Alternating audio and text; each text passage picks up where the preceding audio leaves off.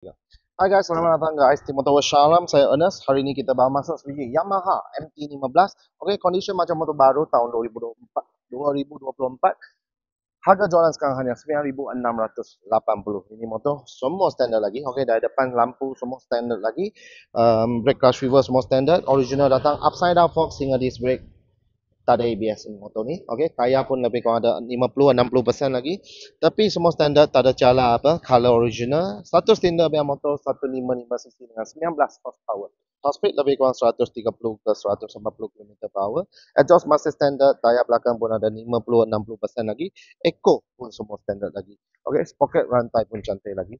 Condition memang perfect macam motor baru lah. Okey, atas pun semua standard, dua kunci ada.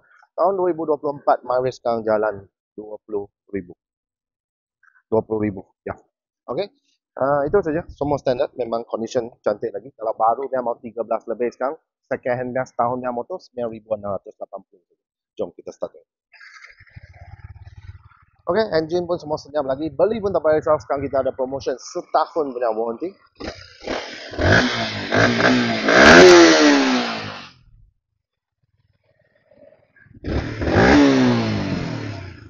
Okey, kalau cari MT-15, kalau mau baru kita pun ada stok. Kalau mau second, ini pun main berbaloi. Tahun 2024, Yusuan Jimat dekat 3,000. Okey, 2024 harga jualan sekarang hanya 9,680.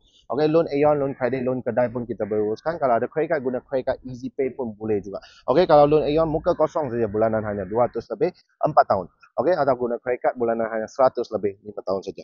Okey, kalau mau trade in motor, jual motor pun kita angkat juga. Beli pun tak payah risau. Kita siap ada warranty setahun, siap ada kasih free gift, helmet ring lock. Okey, duduk jauh pun tak payah risau. Kita hantar seluruh Malaysia. Okey, kalau minat terus datang IST Motor Workshop ataupun terus WhatsApp.